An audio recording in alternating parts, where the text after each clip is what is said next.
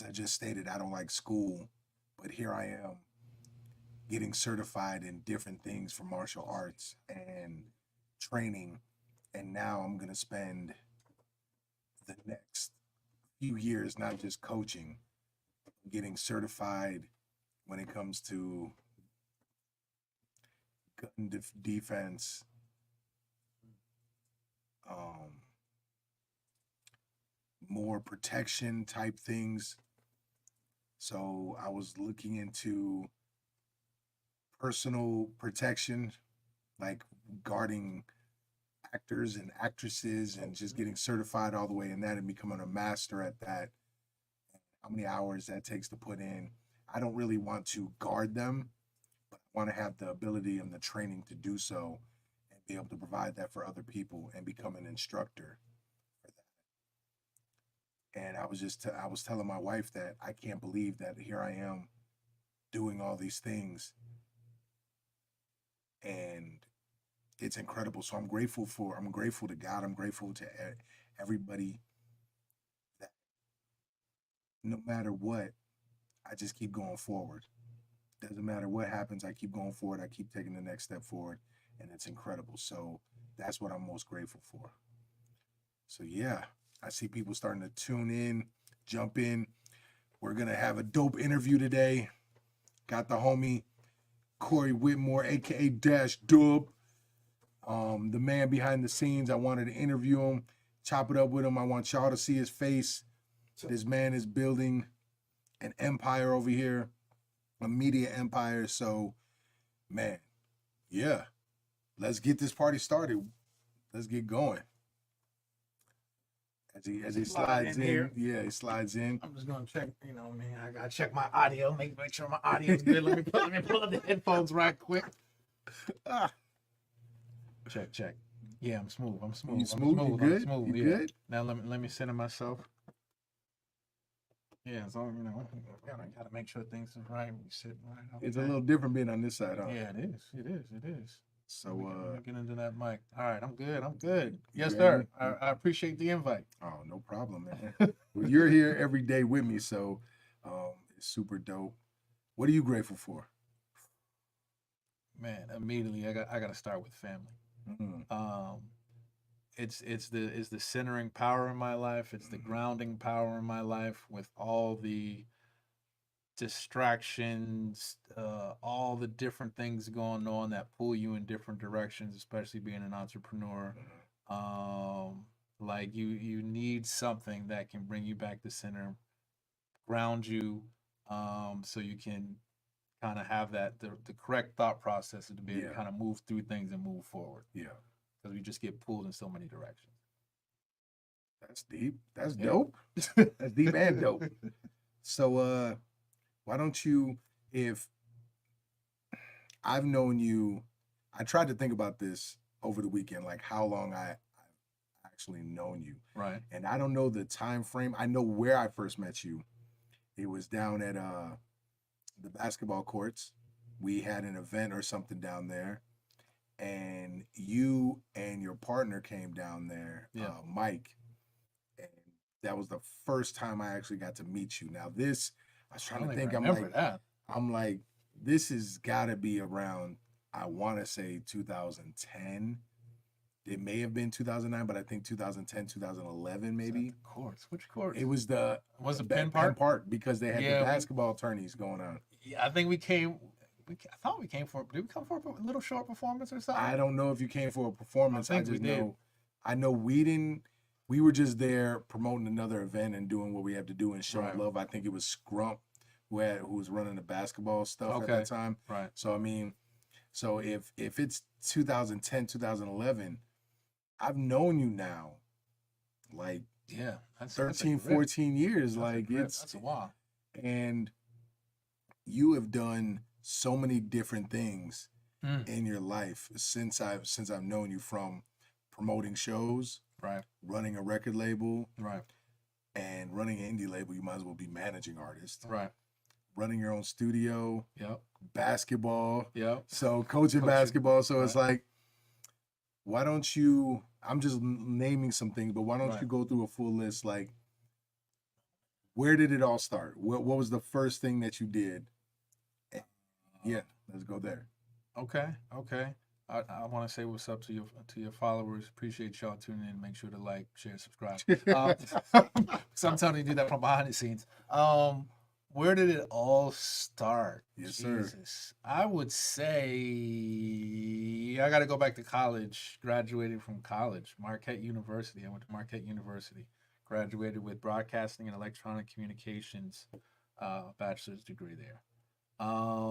Why it started? I've always been competitive. That's from sports. So I'm the hyper competitive type. I'm the 7, 8, or 9 year old that cries because he loses in Monopoly because I because I want to win so bad. And when the reality of having to file for bankruptcy as a 7, 9, and 8 year old because I want to win so bad moved me to tears, that's how competitive. Competitive to the day where I play Risk, I play Monopoly with my kids now, and I don't let up. My nieces and nephews don't like playing Monopoly with me when we go out to my parents. They're like, "Oh, you want to play Monopoly?" I'm like, "Yeah." Oh, Unc is evil. Oh, don't play with Unc. Oh, he gonna try to convince you out of your property and da da da da. You just come in smacking folks. They come in and build teams against me in Monopoly. It's supposed to be an individual thing. That's how competitive I am. I like it. But I say that only to say it started after college because man, I struggled in college. I struggled bad. My first 2 years, 3 of those years I was on what do they call it? Academic Probation.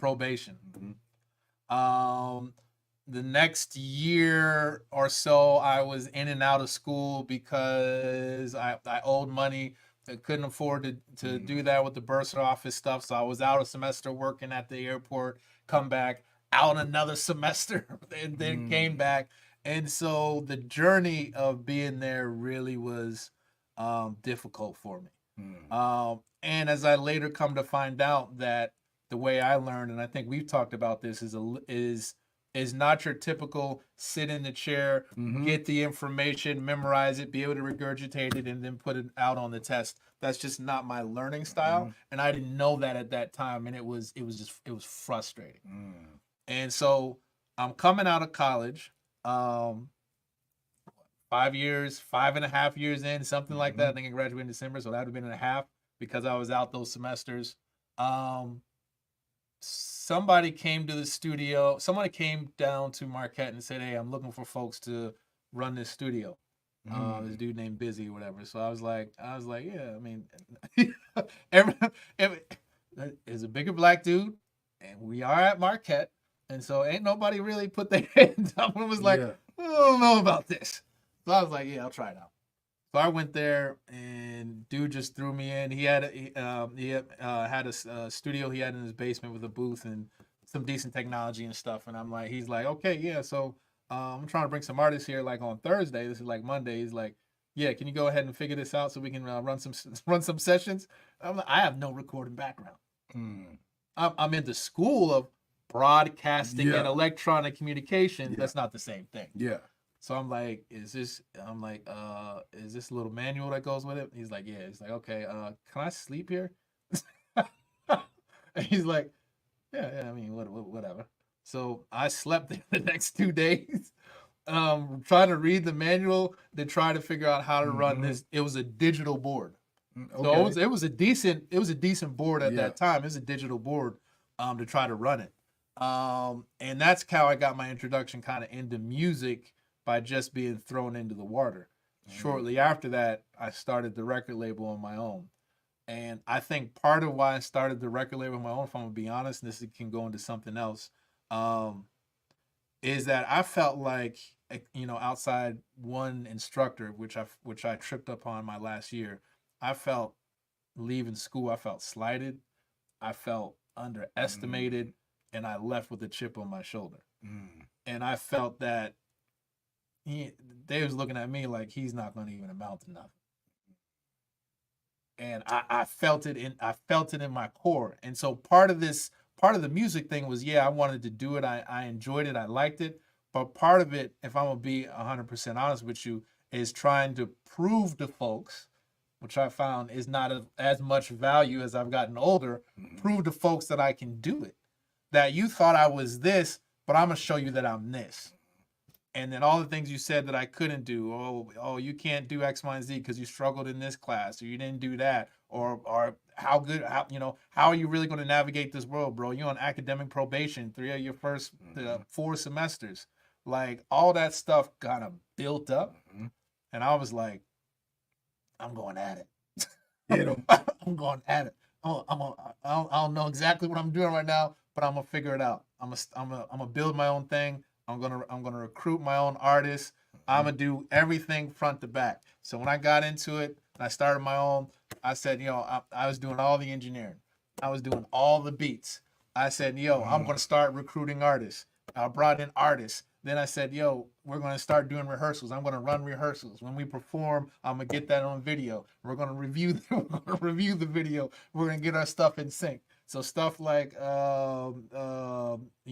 on the Floor and some of these other things where we had, at that time, we had the little 2-step. We knew if we was moving left, we was moving right. Who comes up in, who drops out, when Kylie comes in, because we had the female singer to come in and showcase how we circle around, how we do all those things. Like, we's gonna get it to a T. We was at the rave, and I had a printout before going on stage. This is when we were opening up for Big Sean and Fabulous. I'd have a printout with 3 columns that says, like, for this song, who's on stage, who has mics, if there's a prop, who has the prop, what prop is it? And so people, like, it was down to that. Like, every time we went out there, I wanted to make sure, 1, we were putting on a good show, 2, it was a great experience for folks, and that we make sure to engage our audience in every possible way. And that we didn't want to look like everybody else doing it. We didn't want to go with water and the towels and move back and forth. We wanted to say, hey, we got ringtones. Get the prop for the ringtones. iPhone, hit it with that. Oh, we're gonna do the change up. Okay, me and Victor Stoniano, we putting on the suits right now, so we coming out so we can do this song. We start back to back. We go like this. We come back, then we bring somebody else on stage for this part, and we're trying to really get down to it. And so that's my music journey started everything and really opened my eyes up really to what it takes. The things that you got to do behind the scenes, the stuff you get credit for, the stuff you don't get credit for, being all right with that. But going out and learning what you don't know. I didn't go to a school until 10 years later to really, I was done with the label to actually go to my first music school to learn about engineering. Yeah. It was, I'm on the ground floor. How do I make it happen? And I had such an urgency because I felt so slighted. It pushed me so much harder. It was almost a dark fuel, because I've talked with some people that says there's a positive fuel. You can fuel yourself in a positive way, but I took negative and used that as my fuel to push me forward. See, I think that's a positive thing too. Right. That's an interesting take.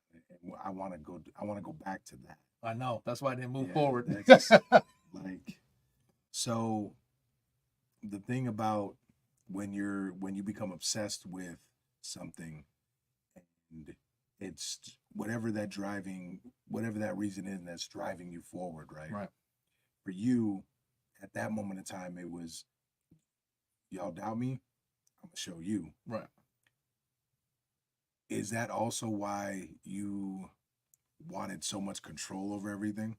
Would you, looking back at it now, that's a good question. Older, wiser you, right?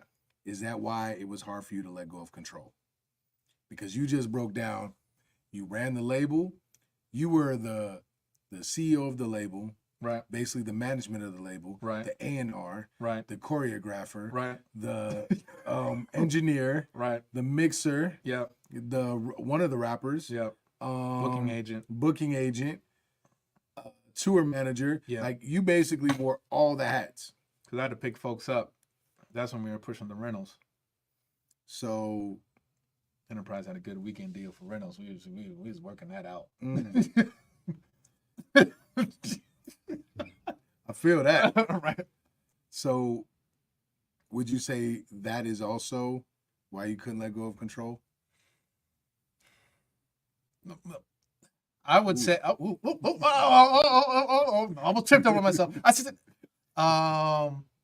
two things to that. One, I did relinquish some control.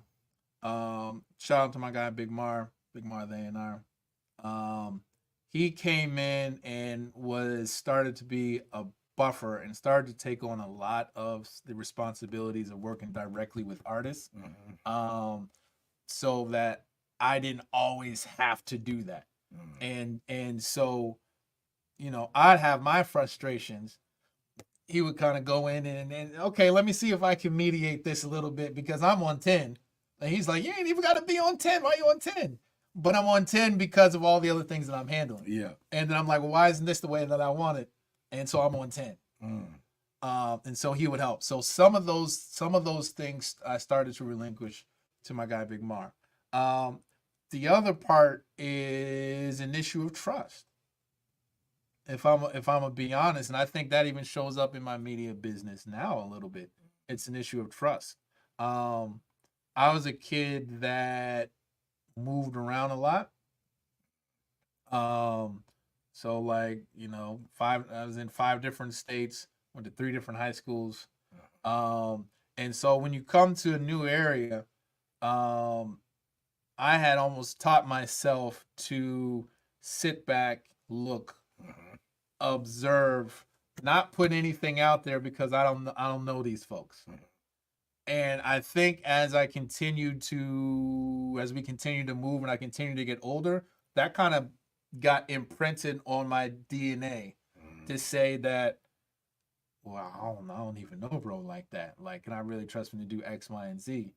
And when there's all types of time involved, couple that with your own money being involved, it makes you more cautious as far as trying to bring other people into the fold to trust with aspects. The other thing was that I think we've talked about this, and I'm still struggling with this, is that business was damn near my personal identity. Yeah. And so when you're putting out what you believe Yep. is your personal identity, you hold that even tighter. Yep. They say, like, I'm not having you mess this up because this reflects on me. And so you pull the reins even tighter to say, it's got to be this way. And if you can't do it this way, then I got to be the one to do it. But as I've learned, and I know that you've learned, it wears you down over time. And sometimes you become disappointed sometimes with your own product because you are so worn over time by all of these different hats that you're wearing and all the different things you're doing. And I think you specifically said holding on to it too tight. Becoming possessive. Right. Like holding it, being the crazy significant other. Right. just holding on too tight instead of letting go of control. And it's going to squeeze out of your hand. Yeah. So what, as you've gone further and now you run a multimedia business, right? That's the best way to explain it. What led you to change somewhat? What caused you to say, okay, I have to relinquish this control, but not lose the obsession? Understanding and finding patience. So if I look back at the first half, my first business, everything was on a treadmill. I couldn't prove it to people fast enough.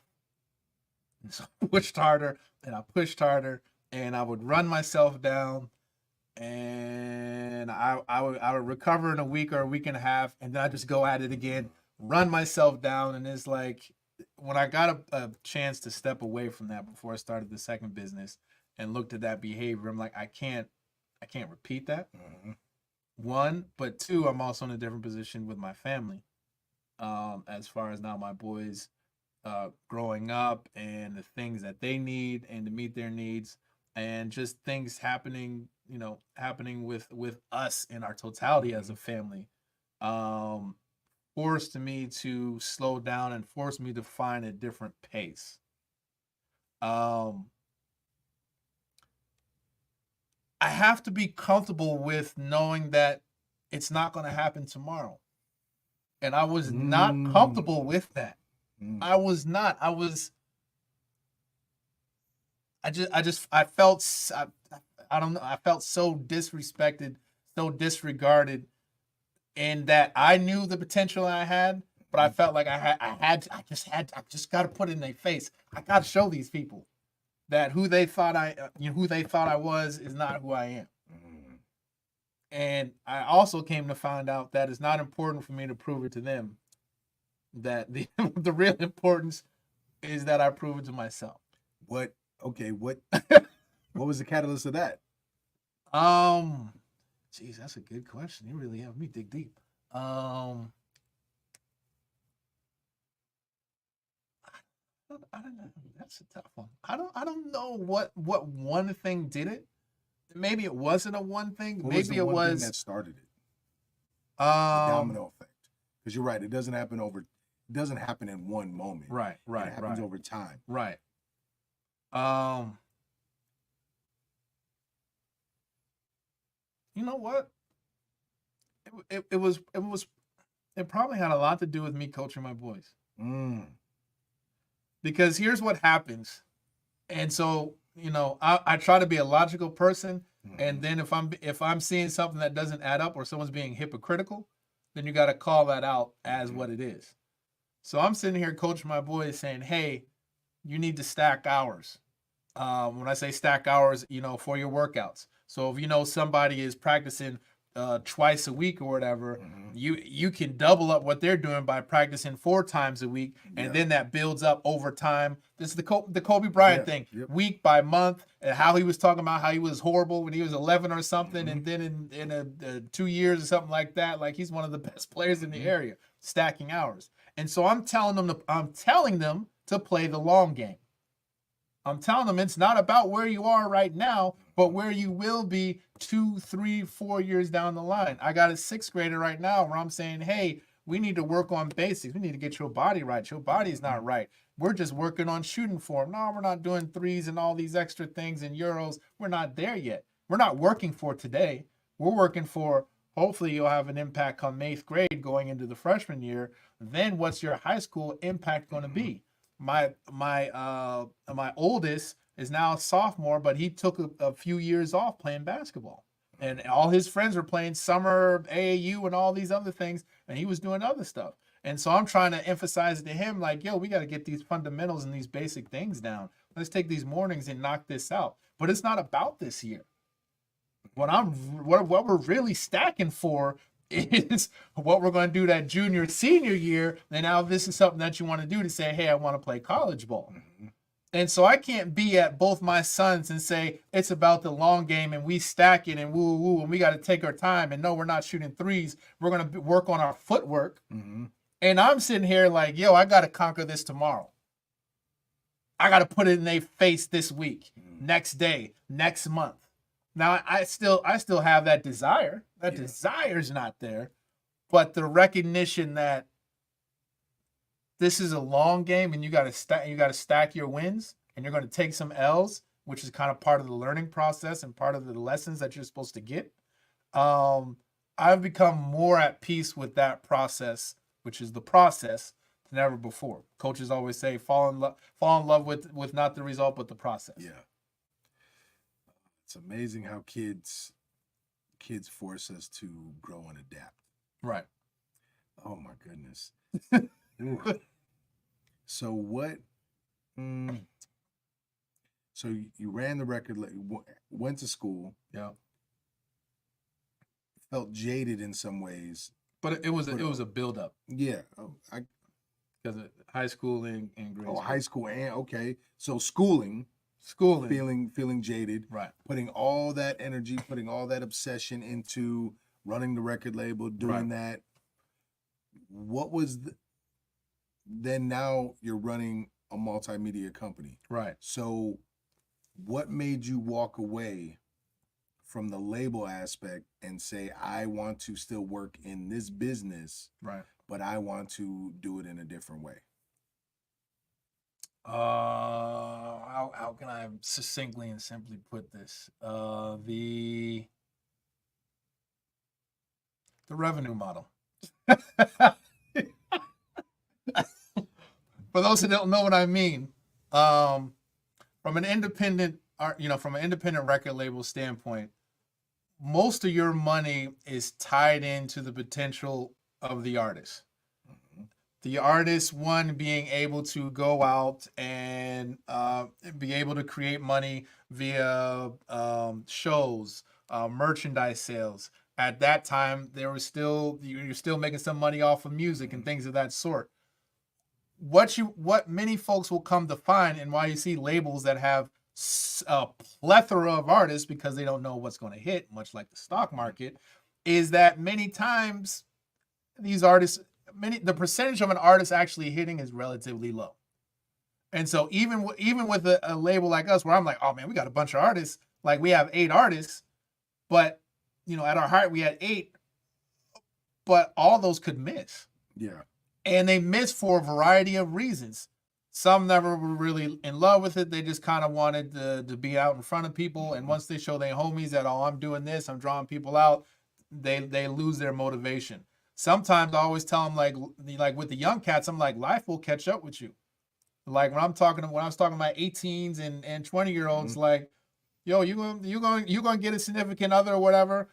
A little one may come, bills start to hit. Like, you're in a window in which you don't have these responsibilities. Like, you got to go all in. Yep. And not having artists understand, like, they have a window in which they have less responsibilities and more time to really put everything into it.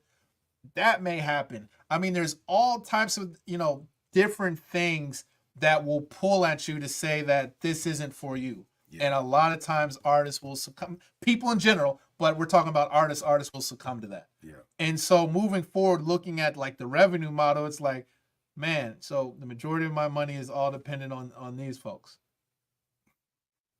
And this is a purely financial thing. This is not a personal thing.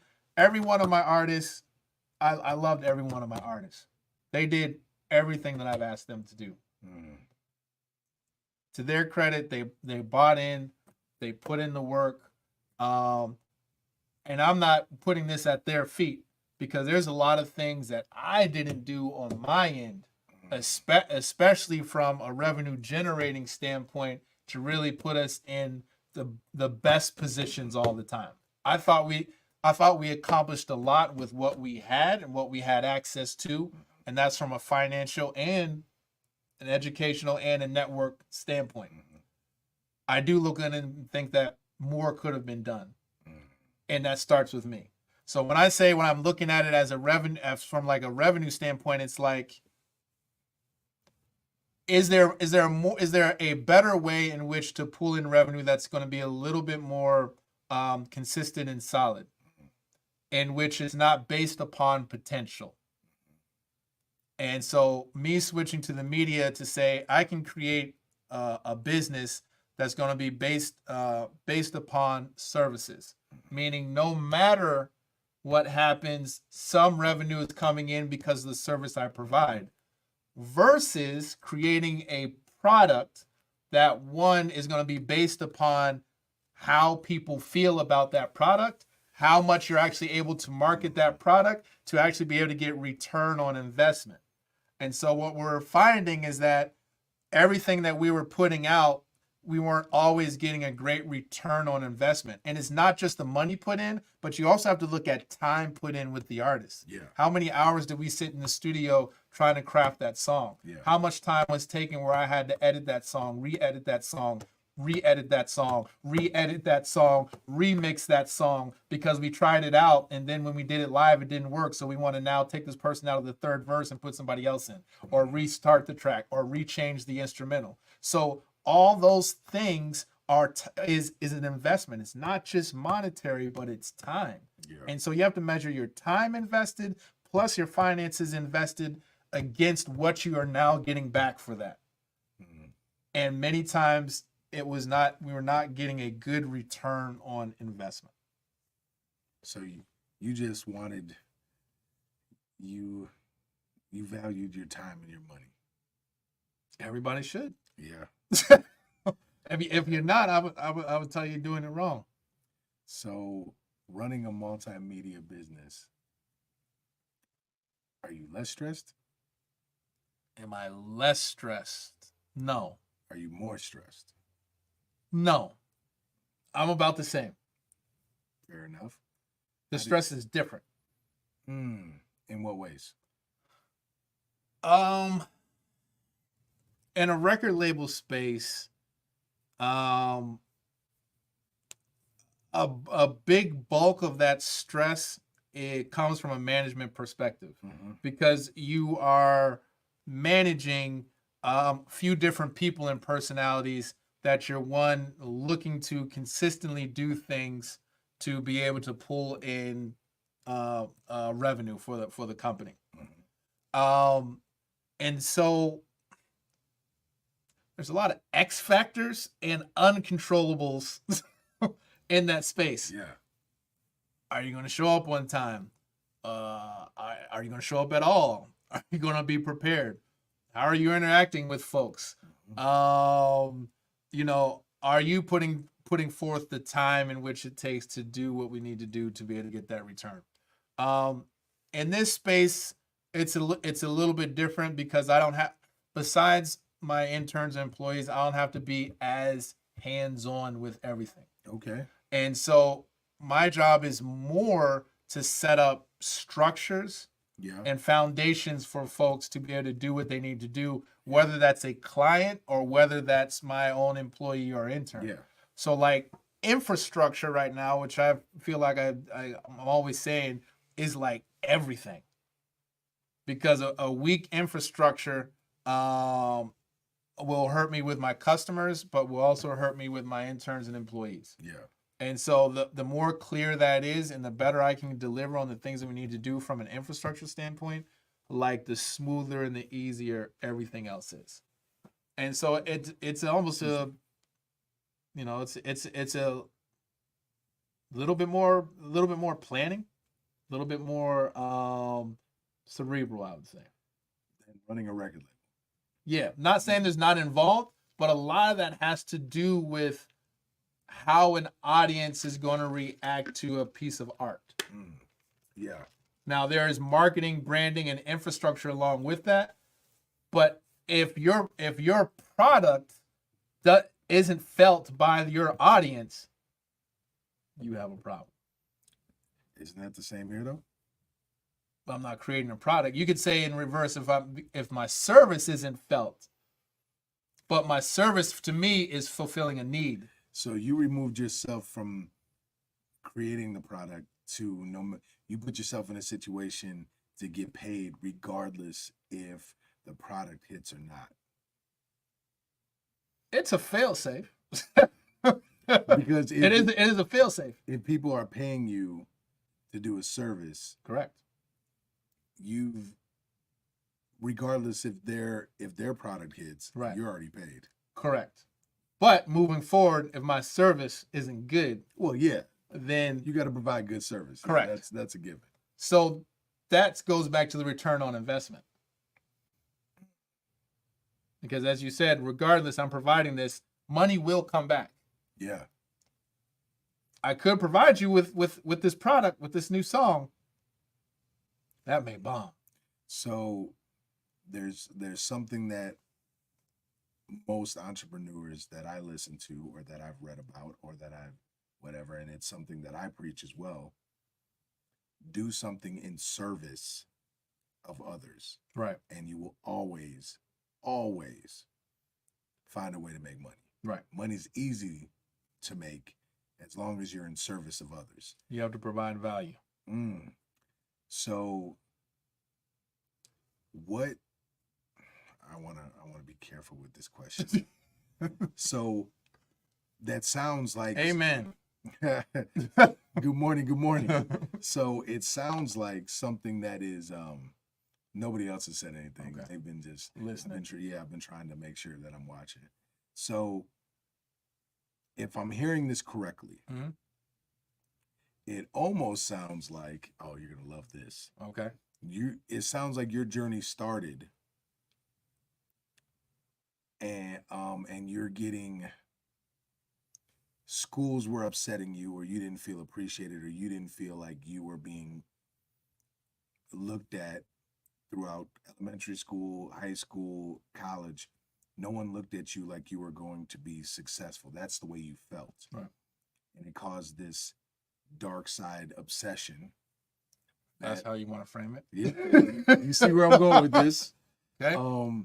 And you used all that dark side energy. Dark energy. Yep.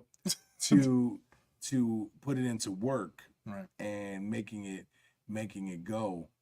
But along the way, you realize that there's nothing wrong with having an obsession. No. However, what are you doing it for? Are you doing it just for yourself to feed your ego, or are you doing it for the service of right others? Now? No. Oh. Follow me here. Okay. It sounds like you made the transition to being less about your ego and obsessed with yourself, and more being obsessed with providing a great service for others. Right. Would that be fair to say? Yes. Yeah. So it seems like you went from the dark side of the force to a more balanced version, at almost like the chosen one. Right. How the chosen one's supposed to be. Right. To bring balance. So would you say that, is that a struggle for you to remain quote unquote balanced? Now, when I say balance, that doesn't mean 50-50 or 100-100. It just means for your own sake, do you find it difficult to stay balanced and not let the ego take over? Yeah. I would say it's difficult because I think, and I do this in basketball, and I've probably still do it, and even in pickup basketball. Sometimes I'm so used to creating tension, and getting energy off that sometimes you can create a villain that's not there. Is that a bad thing? I'm not saying it's one thing either way, but but you're asking if I lose balance, and sometimes I can lose balance or lose sight of the end goal when I've created a villain over here that I'm now focusing more energy towards, if that makes sense. Yeah. So okay. And so what I'm looking for is, things are going good, and then there's a slight, whether it's a real slight or not. I say, oh man, they trying to, and then I fall right back into the other guy, and then instead of then sometimes I lose focus on the direction because I'm now focused on the villain temporarily. And I'm like, oh, I'm getting all this energy off of this, because it's this friction, and I'm so accustomed to that, and I've been in that space for so long that I'll switch into that space not even knowing I'm in that space. And so there's times where I do lose that balance. I think that helps me to lose the balance.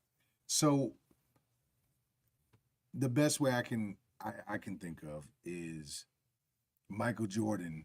Oh man, yeah. Just making up things so he could be upset. Stay motivated. Yep. Yeah, but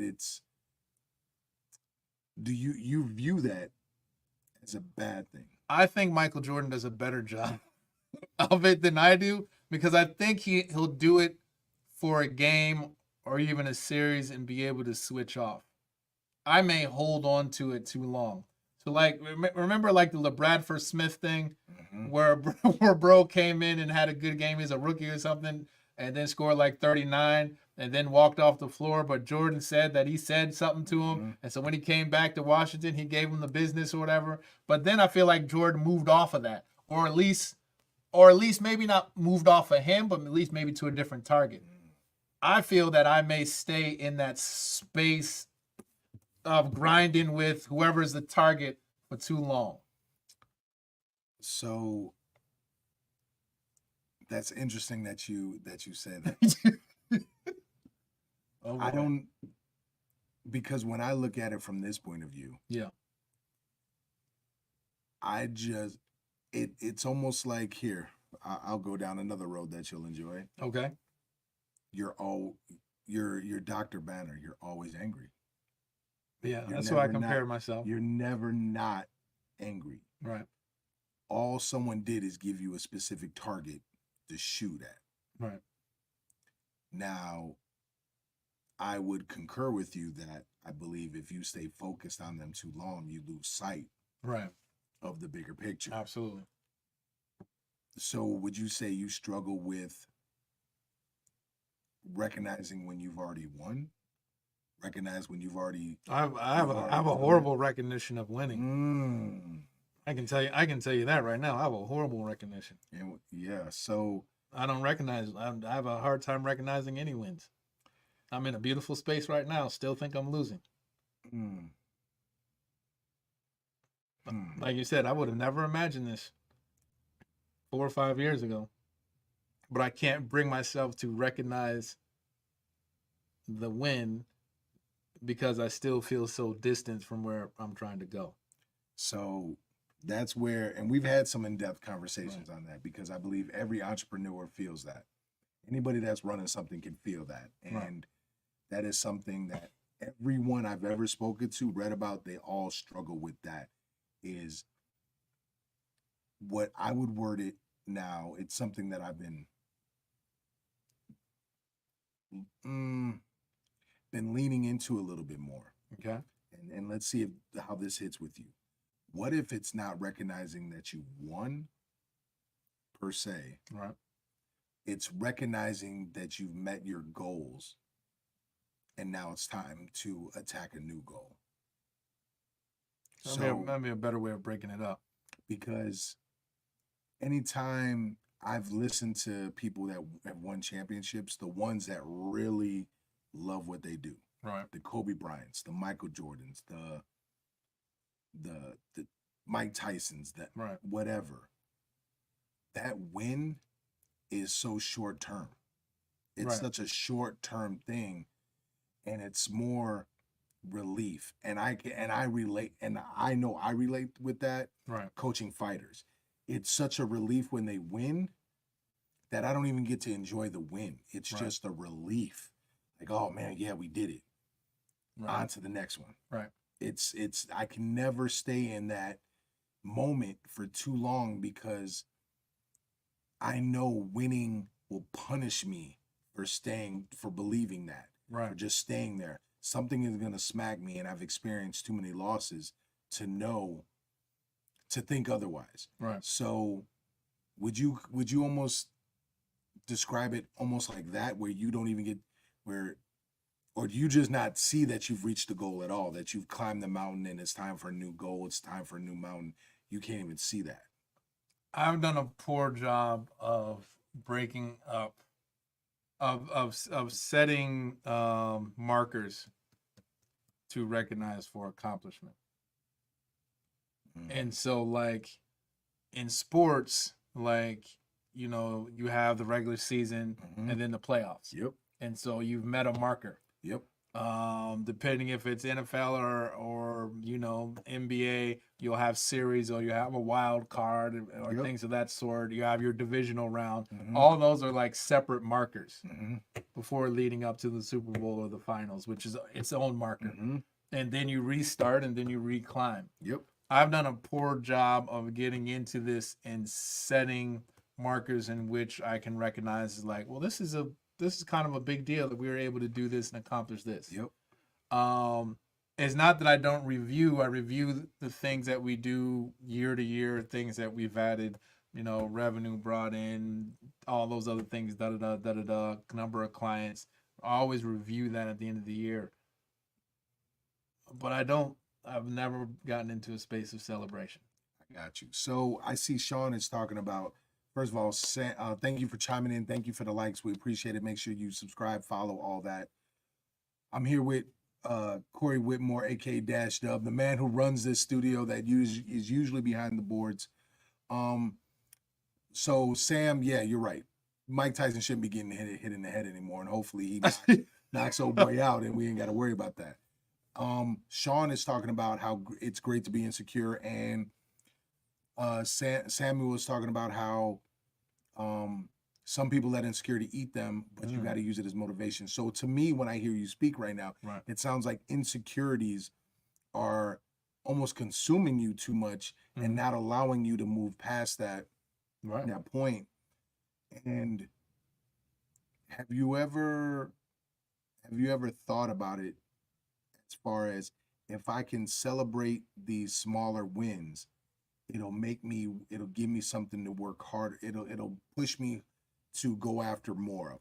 It'll push me harder to go after those more small wins in order to get that big championship. So in an 82 game season, it's still 82 games, right? Yeah. In an 82 game They don't season. play 82 games. Yeah, I Something know. else. But in an 82 game season, I need to win as many games as I can so I can win the division. Yep. Well, now I got to win 4 games in the playoffs and in every series in order to move on. So it's game at a time, game at a time. Cool, I've reached my 4. Cool, I get to rest. Game at a time, game at a time. I've reached my 4 all the way until that championship. Right. And then you get into, and then it's just staying locked in. Kobe Bryant, like, job finished? Job's not finished. Right. So what is there to be hyped about? Right. So when you get so close to that goal, right? Right. You don't want to just come off the gas right then. Right. But if you hit a game-winning shot in game 10 of the regular season, you're hyped over that game. Right. Yep. But then it goes away because you got to be ready for game 11. Right. Right. So have you ever thought about looking at it as, cool, I've won, I've reached this goal, that felt great, I want that feeling again, so let me chase that feeling? Right. Have you ever thought about it that way? I've thought about it. I've entertained it. I have not executed on it.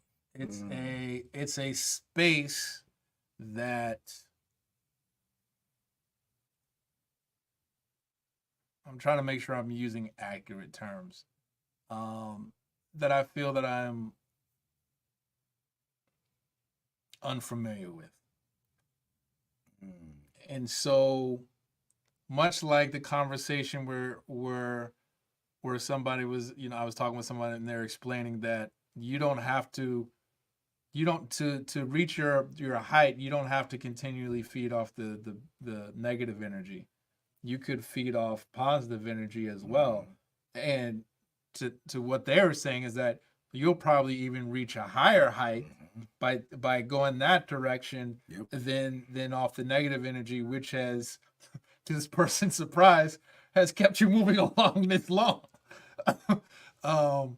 And so, yes, am I aware of it? Absolutely. Am I, and maybe it is, I hate to use this term, but maybe this term, if it fits, it fits. It's a fear of that space and what that space can do, because my mind, which is playing tricks on me, Scarface. What I think is happening is that because I've been so familiar with this and this has gotten me this far by working off this energy, that I'm fearful of jumping over into this space and lack of belief that space can now propel me farther than I've already gotten. Got you. We're touching on something. Sean, I think the Bills are going to win, by the way. Bills are going to win. So, and actually this goes to Sean. Sean says, I'm Bills Mafia, but I think the Colts are going to win. So they came off such a high, he thinks they're going to have a letdown. Here's the thing. And it's funny because I just got done telling my mom how everything is so connected. Yeah. Experiences are unique. Follow me here. Okay. This is how I break things down to women. Okay. So women will talk to me, ask me for advice to deal with their relationships, whatever, whoop up the bang. And usually what I tell them is, do you do you want your man to lead? And they always say yes. And I say, and a lot of them say, but he's not leading me. And I say, well, why don't you let him? Yeah. Why not let him lead? Well, why should I have to? He should be able to do that. I'm like, no, that's not how it works. If you choose to be a follower, you choose to be a follower. And that allows the person to lead. Right. And you can help guide them to lead if they're struggling with leading.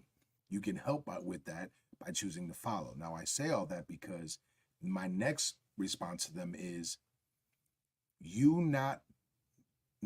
wanting to control everything, and you not wanting to, not saying that they should lead, and you being afraid to follow is a lack of confidence in yourself to think that you can't recover from that loss. If something happens and something goes wrong, you don't feel confident that you can recover. But if you look at your history, you have proven time and time again, when things go wrong, you will recover, you will survive, you will be okay.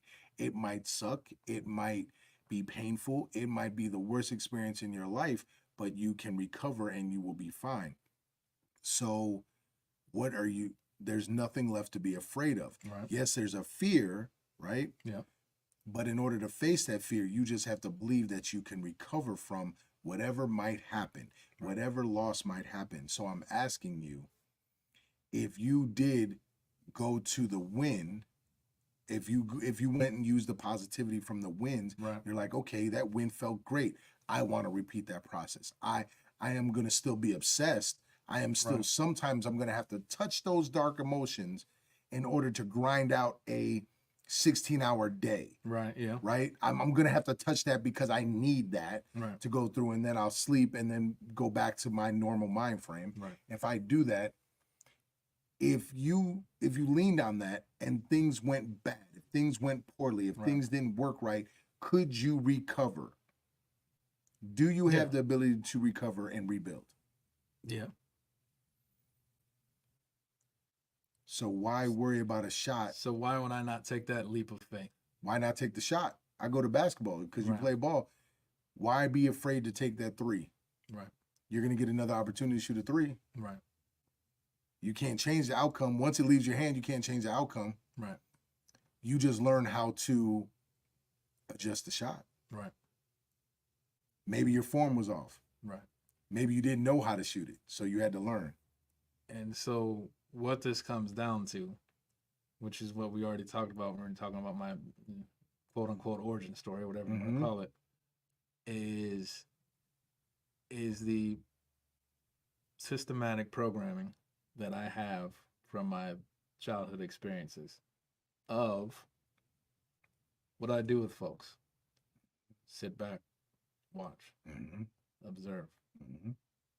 I don't take a leap of faith on things that I consider new or untested or proven. But I'm going to interrupt you right there. Right. Who do you have to trust? Who are you trusting in? I'm trusting in the advice of others. Are you no? Are you trusting? It's like, I'm not gonna let you get away with No. You don't get to squirm out. The name of the podcast is You Control You. I'm ending up trusting me that I can navigate this new path. Now, you may not have to. You don't have to trust maybe that person. Right. But there's enough statistical data now. I need that data. With Elon Musk, Michael Jordan, Kobe Bryant. I don't know about Elon. Like everybody that's found success, they just didn't feed off darkness. Right. They wouldn't be able to survive. They wouldn't be able to keep going. It ends up burning you out too much. So it's inevitable. Yes. And I believe everybody starts with it because it's what helps drives us. We have to, that's what keeps us going. We don't have to listen to others. And the ones that were maybe consumed with it, they ended up offing themselves because it consumed them too much. Right. They could never look at the wins, and they never had enough confidence in their ability to handle the losses. Does that need to evolve? It sounds that way because, and it sounds like, I mean, only you can dictate that, right? Right. Do you trust? Do you trust in yourself? Yeah, I trust in myself. I'm able to navigate a whole lot. Then who else do you need to trust in this? Because the way you walk this path, the way you do it, yeah, you can look at the blueprint from other people, but it's still going to be your experiences, your unique ability to navigate it. No one else. I mean, you can look at other people that ran media or starting their own media empires. No matter what, your experiences are going to be different. Right. Your things are going to be, outlook's going to be different. yeah. So you're going to make your own mistakes that are similar to others, and you might make the same mistakes, and you're going to have the same successes, and some of them are going to be uniquely yours. So why not trust in yourself? Right. Oh, let me drag this. Yeah. Which is my question for you. Why not? What is keeping you from trusting in you? Sounds like a great question for part 2. Yeah. Because I got a doctor's appointment. Yeah. Oh, yeah. I'm just now looking at the time. You're right. So, sounds like a great question for a part 2. Yeah. So I'm glad you said that because I would have missed that. You got me deep in that. So we're going to jump offline. We'll be back next Monday. We're at a part 2. Man, I appreciate everybody chiming in. I appreciate Sean. You seem to be saying a lot. Samuel and everybody that's giving likes. Facts. Make sure you tune in next Monday. I think next Monday will be more at 10 a.m. Central. Yeah. So we'll be an hour ahead on that one. But make sure you subscribe, follow, keep checking us out, keep supporting us, and remember, you control you all the time, baby. Let's hit it. Deuces. Peace.